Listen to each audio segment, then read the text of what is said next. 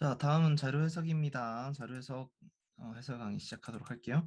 자료 해석 문제들이야 뭐 다들 아시겠지만 제가 자료 해석을 강하지 못하기 때문에 뭐 많은 걸 설명드린다기보다는 뭐 어떤 부분에서 상황 판단스럽게 나왔냐 뭐 이런 것들 위주로 많이 말씀을 드리고 있어요. 항상 이 자료 해석 문제들을 설명드림에 있어서는 항상 고민이 많습니다. 제가 자료 해석 강의를 이제 뭐 풀어드리는 거야 문제가 없지만 이 전문 강사님들, 자료해석 전문 강사님들만큼은 솔직히 자신 없어요. 뭐 좀 제일 잘 맞아본 거로 가면은 물론 잘 맞아보는 해도 있겠지만 저는 뭐 확실하게 자신 있는 게 아니면 좀 잘 못하는 편이라 좀 그렇긴 한데 그래도 여러분들한테 도움이 될 수 있도록 이 어려운 문제들 위주로 많이 말씀을 드리도록 해볼게요. 뭐 8번 같은 거는 어려운 문제는 전혀 아니기 때문에 쉬운 문제이기 때문에 건드리면은 좀 치사하겠죠. 여러분들 이런 문제 푸실 때 세 번째로 큰 조합 이런 거 나와 있으면 내가 계산 속도가 잘 나오는지 위주로 판단하시고 들어가시는 게 좋아요. 내용이 어려운 게 아니라 시간이 많이 걸릴 수 있는 문제라는 거. 의외로 뭐 시간도 많이 안 걸려야 됩니다만은 뭐 그런 부분들 고민하시면 좋겠고 만약에 본인이 이걸 1분 30초 이상이 걸렸다. 그러면 아, 내 계산이 느리구나 생각을 해주신 게 좋을 것 같고요. 다음 10번 한번 볼게요. 10번에 대해서 지금 제가 지금 이게 좀 깨진 것 같은데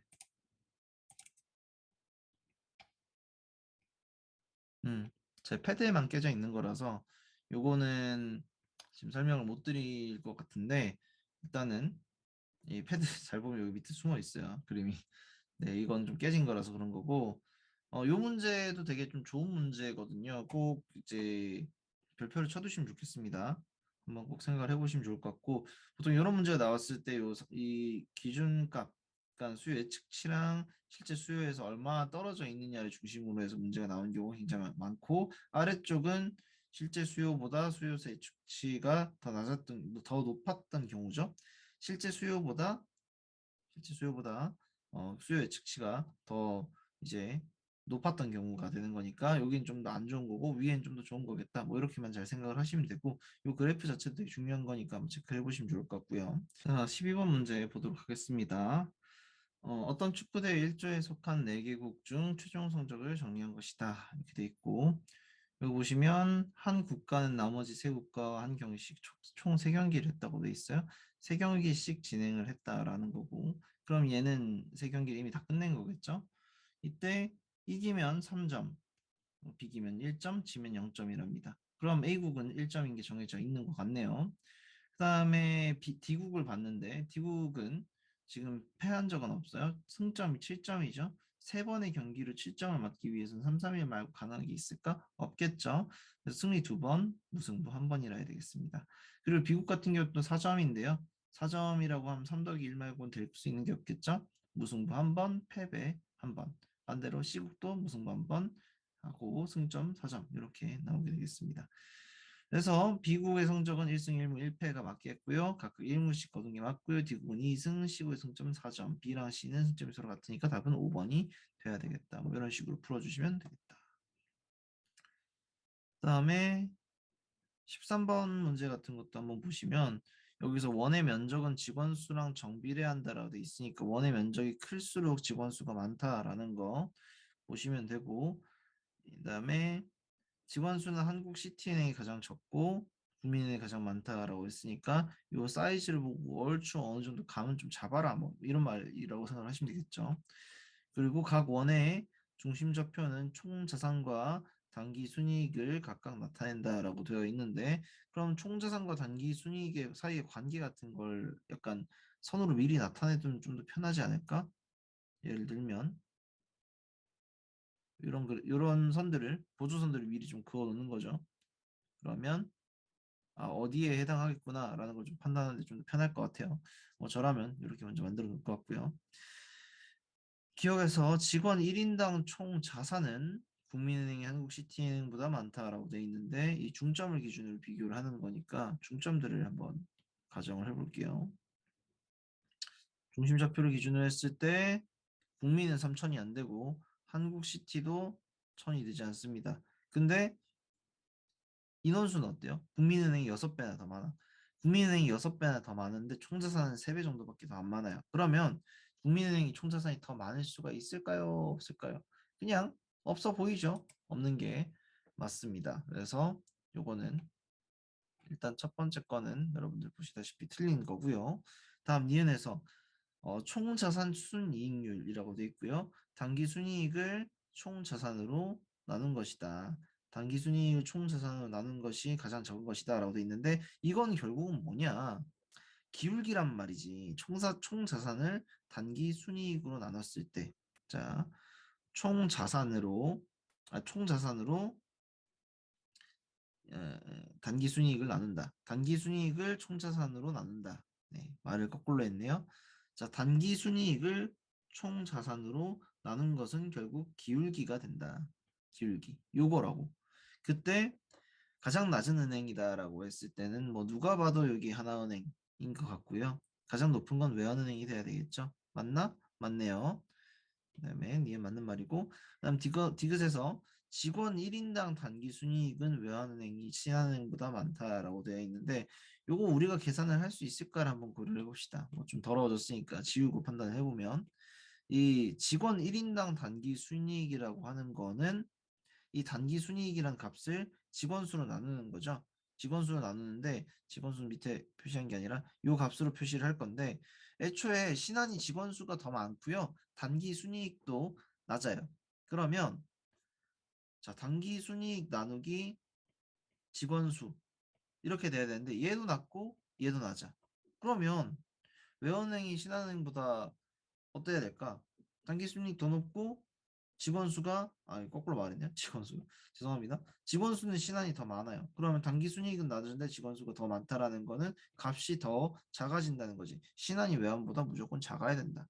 기억 틀렸고 디귿 맞으니까 답은 3번이 돼야 되겠죠.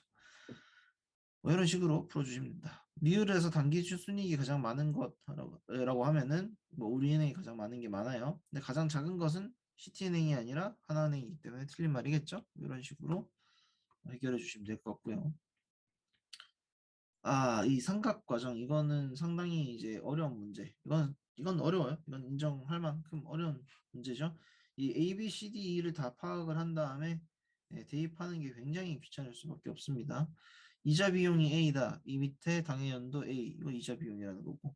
그 다음에 액면이자 당해 B. 뭐 이런 거 이거 다 집어넣어 주는 건 진짜 상당히 어려운 일이에요. 상당히 어려운 일이지만 그래도 뭐 어떻게 하겠어? 해야지. 어떻게 풀지를 생각을 해보셔야 되겠죠? 사채 장부가액이 이제 이다 라고 돼 있고 이자 비용이라는 건 이 사채 장부가액 전년도 거에다가 0.1을 곱한 게 이자 비용이 된다. 상각액이라는 거는 이제 어, 당해년도 A에서 B를 뺀 거다라고 했으니까 300이 되겠죠?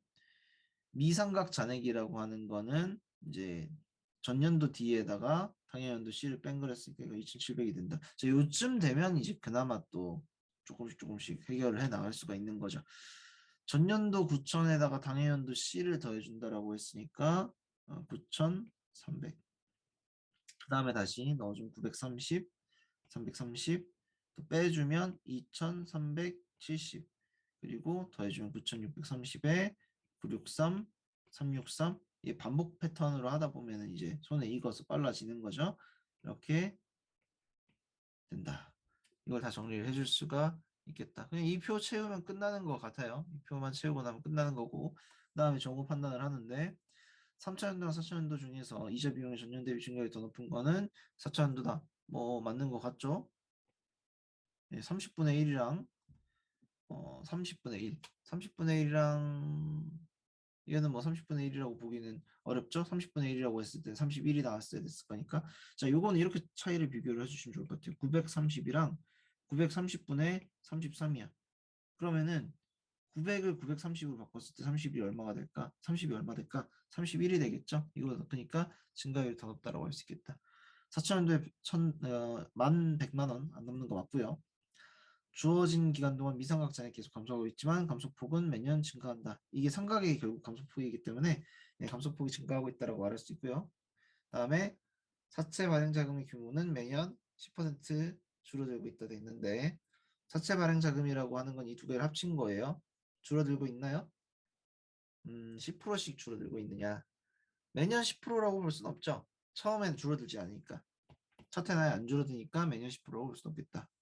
그다음에 5번에서 매년 액면 이자가 600만 원으로 일정하다고 가정을 한다면 미사원 상각 잔액이 처음으로 1,100만 원 이하가 될 때는 7,000년도다 돼 있는데 줄어드는 거를 잘 보시면 여기 1.1배, 여기도 1.1배, 여기도 1.1배 이런 식으로 늘어나고 그게 계속 줄어드는 거란 말이에요.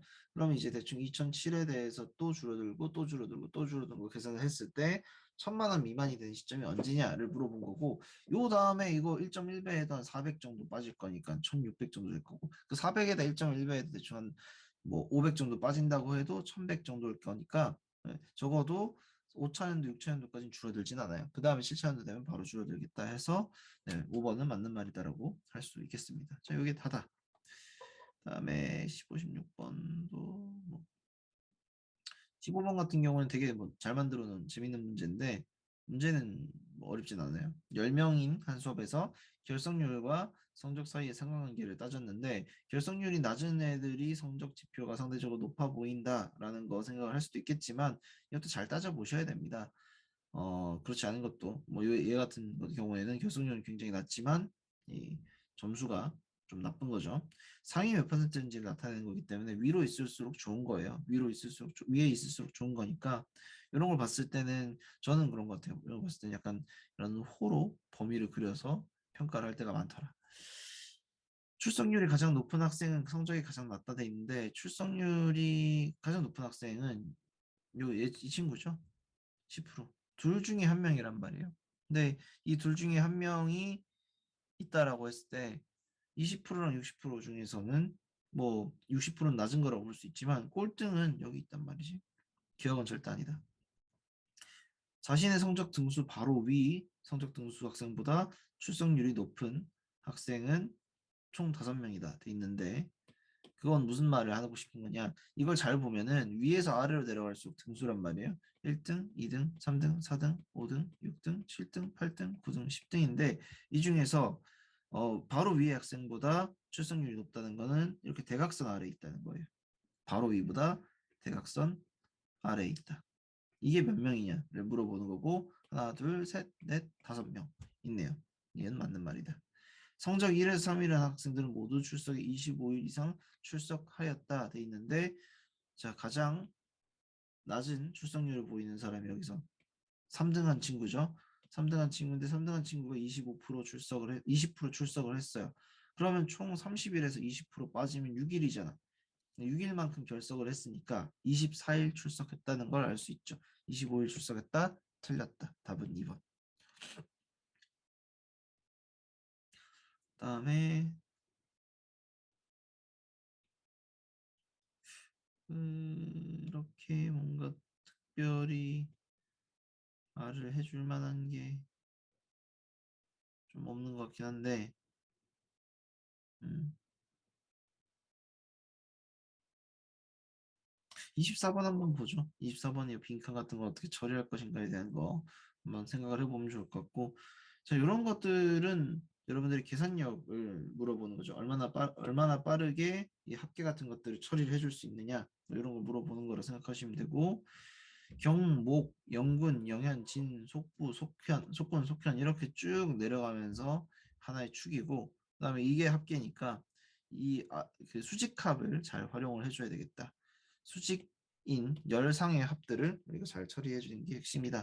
자, 그럼 이렇게 쭉 해서 60일이 나오는 값을 구해야 되는데 여기 더하면 16, 22, 48이죠. 남는 거 13. 얼마나 빠르게 하냐 문제겠지. 10 그리고 12 그리고 20 해주고 30. 자, 방금 제가 어떻게 했어요?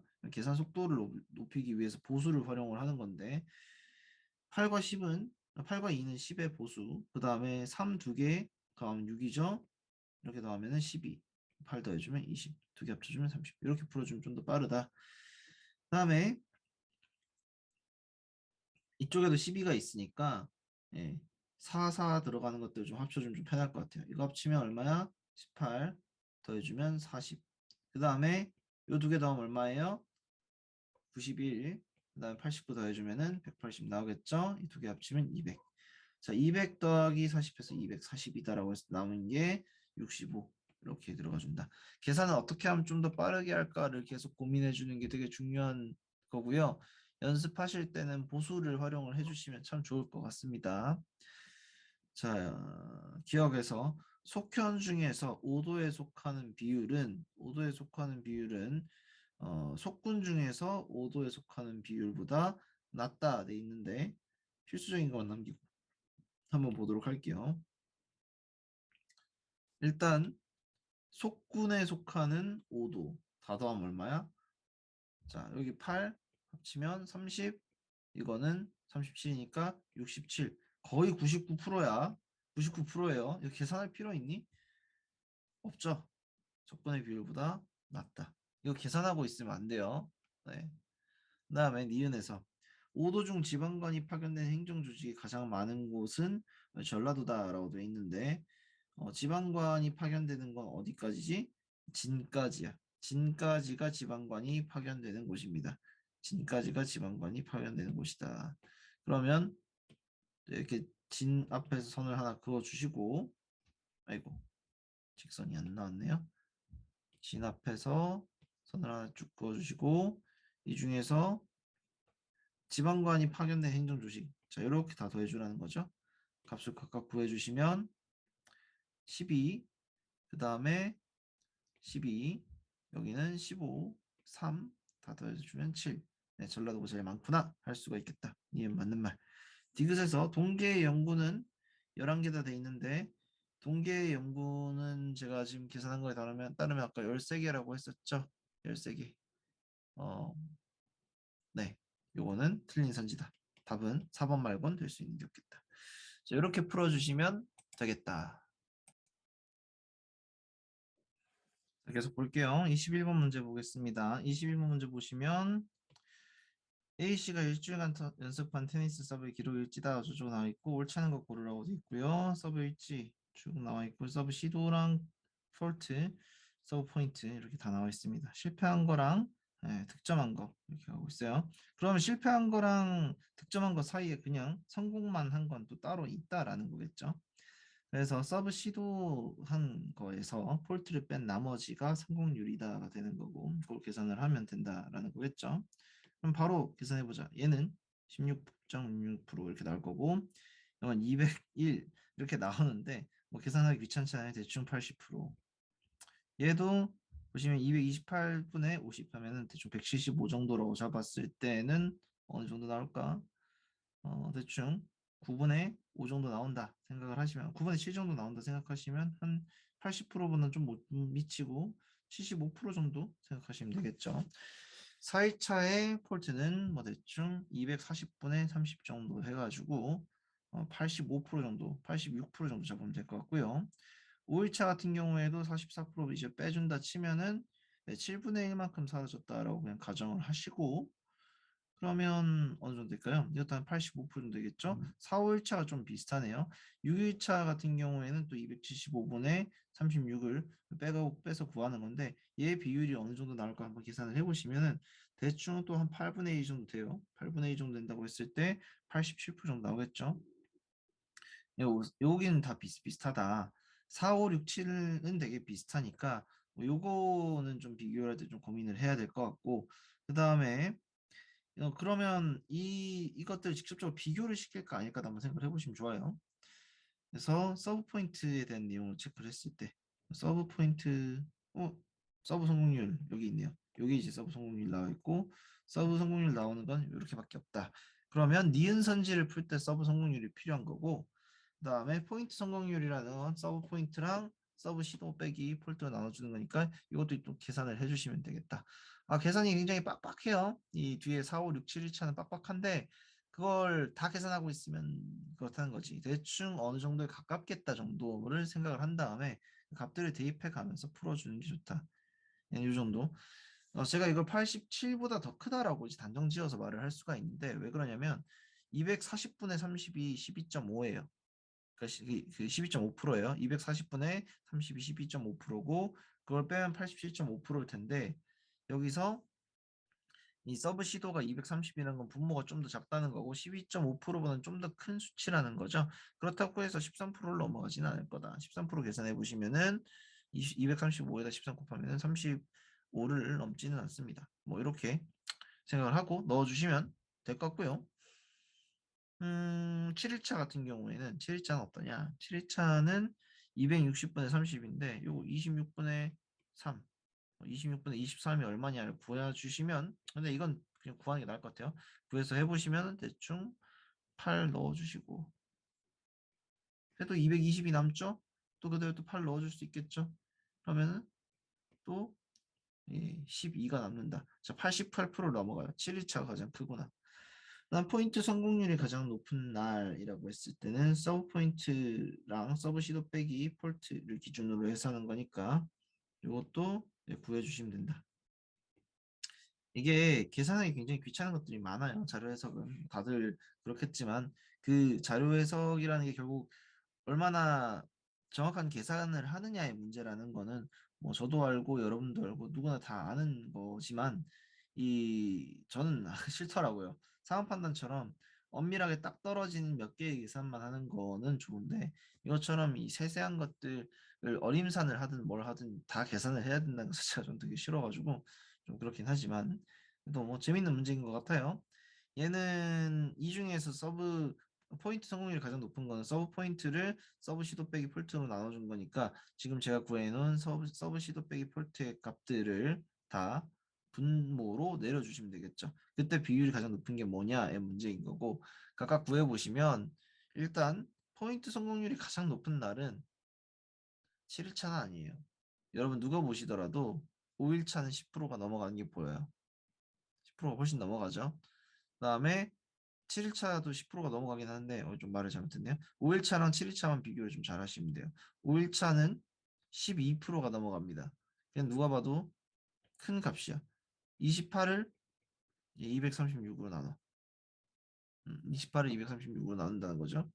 그러면 요거랑 이제 270이랑 30 이걸 비교를 하는데 아니 분모는 분자는 이밖에 차이가 안 나. 분자는 10%가 차이가 안 나는데 분모는 거의 20% 가까이 차이가 나죠. 그러면 당연히 이 증가량보다 분자의 증가량보다 분모의 증가량이 훨씬 더 크니까 더 값이 낮겠구나. 적어도 니은 틀렸겠구나라는 걸 알 수가 있고 그럼 기억 디귿 중에서 어느 맞는 거 하나만 다 고르시면 되겠죠. 자, 포인트 성공률이 7일차가 가장 낮다라고 했는데 그냥 제일 낮은 애는 누가 봐도 1일차죠. 기억 틀렸다. 답은 2번 말고는 될 수 있는 게 없다. 자, 하나하나 꼼꼼하게 풀면 시간이 분명히 많이 걸립니다. 자료 해석은. 그렇지만 제가 방금 한 것처럼 하나 눈에 잘 들어오는 거 먼저 지우고 나서 그다음 쉬운 선지까지 처리해주고 나면 답 구하는 건 어렵지가 않다. 자, 뭐 이런 식으로 풀어주시면 되고요. 자, 여러분들 고생하셨습니다. 자료 해석까지 다 끝났고요. 다음 5회차는 제가 감수는 분명히 하겠지만 이 강의를 정시에 올릴 수 있을지는 솔직히 좀 자신이 없습니다. 제가 지금 경조사로 인해서 한 일주일 정도는 한국에 없을 예정이라서 여러분들한테 강의를 제공을 해드릴지는 정확히 모르겠는데 가급적이면은 딱 그날 그대로 이제 제공이 될 수 있도록 최선을 다하긴 할게요. 7월 2일에 시험을 또 치실 거잖아요. 뭐 최선을 다하겠지만 혹시나 좀 진행이 안 된다고 하더라도 늦어도 그 다음 주까지는 제공이 될 수 있도록 할 거니까 네, 그렇게 양해를 해주시면 좋을 것 같고요. 다들 공부 열심히 해주시고 궁금한 게 있으면 언제든지 카페나 그리고 카톡이나 오픈 카톡방 있잖아요. 오픈 카톡방이나 아니면 이 뭐냐 법조 통해서 법전화 이런 걸 통해서 연락을 주시면 제가 적극적으로 도와드리도록 하겠습니다. 고생 많이 하셨고요. 다음 시간에 다시 뵙겠습니다. 감사합니다.